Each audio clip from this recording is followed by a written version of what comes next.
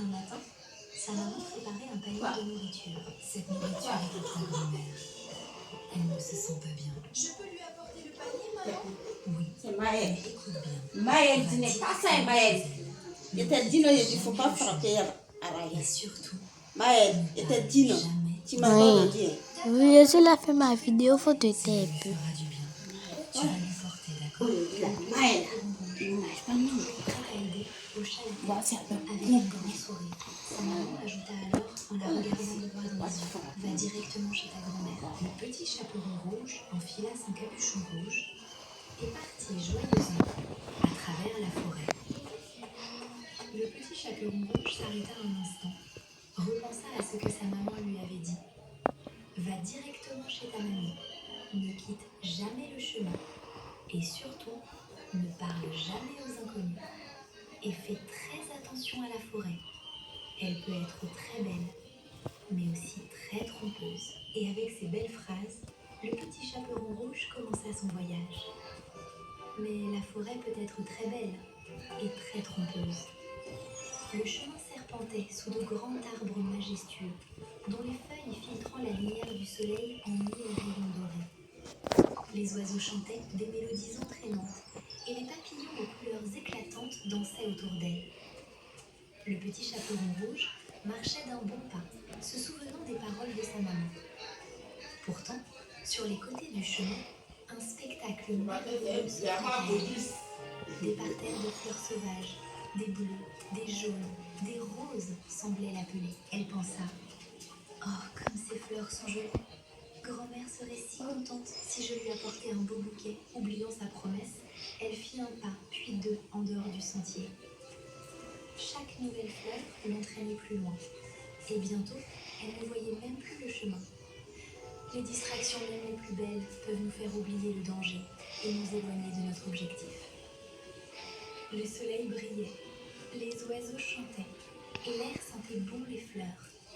La forêt semblait belle et magique. Alors qu'elle composait son bouquet, elle entendit un bruit de brindilles cassées. Ce n'était pas un animal, mais un homme, grand et fort, portant une hache sur l'épaule. C'était le chasseur du village. Bonjour, petit chaperon rouge. Que fais-tu seul dans la forêt? Ma grand-mère est malade. Je lui apporte ce panier. Tu es courageuse. Mais fais attention. Un grand méchant et très malin loup rôde dans la forêt. Merci, monsieur. Je ferai attention. Un bouquet ferait tellement plaisir à ma grand-mère.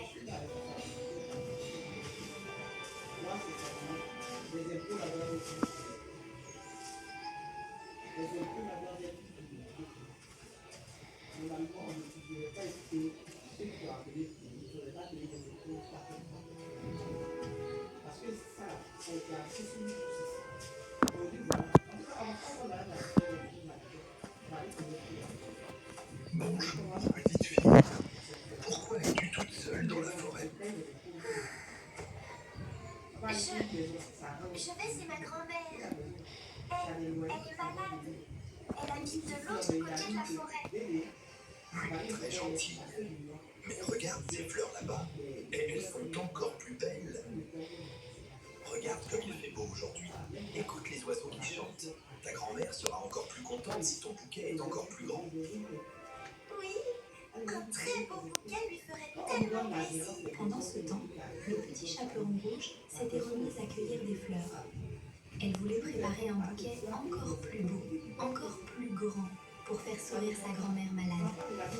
Sans s'en rendre compte, elle avançait toujours un peu plus loin dans la prairie, le cœur rempli de bonnes intentions, et les bras chargés de fleurs colorées.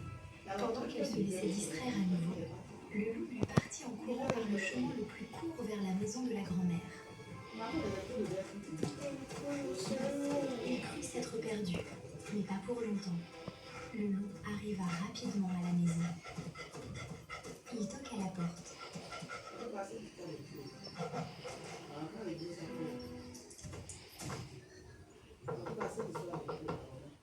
Qui est là? C'est ta petite fille. Je t'apporte quelque chose à manger. Tire la chevillette et la bobinette chéra, ma petite.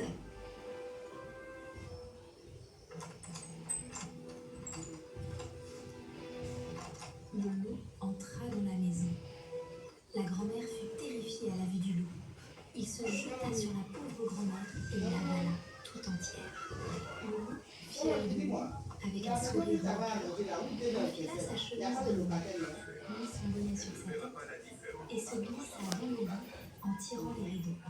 Bien confortablement, en faisant en sorte de bien ressembler à Mère. Quelques instants plus tard, le petit chaperon rouge arrive enfin. Elle était surprise de trouver la porte ouverte. Une étrange sensation l'envahit. Elle dit bonjour. La personne lui répondit.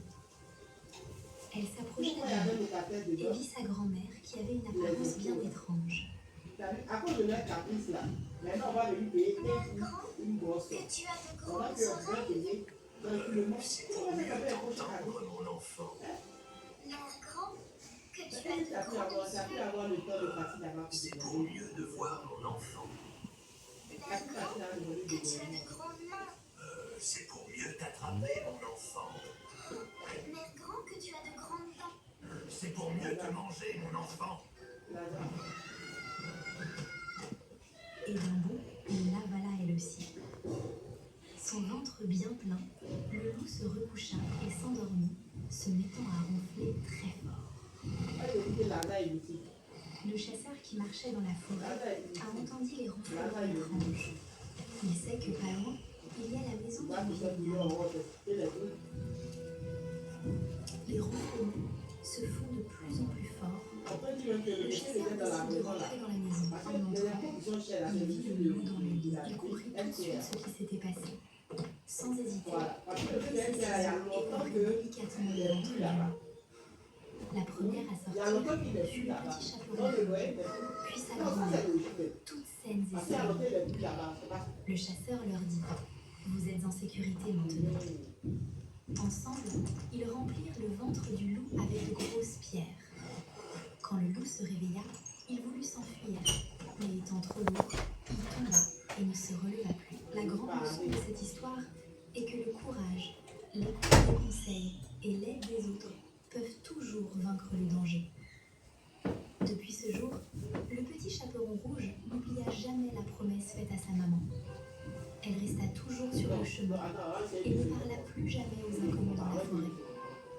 Elle avait compris que la prudence est la meilleure des armes. Si vous avez aimé l'histoire, donnez-nous un gros pouce bleu, partagez-la avec vos amis et n'oubliez pas de vous abonner pour plus d'histoires magiques. À la prochaine fois. Mon fils, si je regarde cette vidéo, n'hésite pas à mettre un j'aime et abonner à cette vidéo. Écrivez dans le commentaire. Amen. Elle retourna à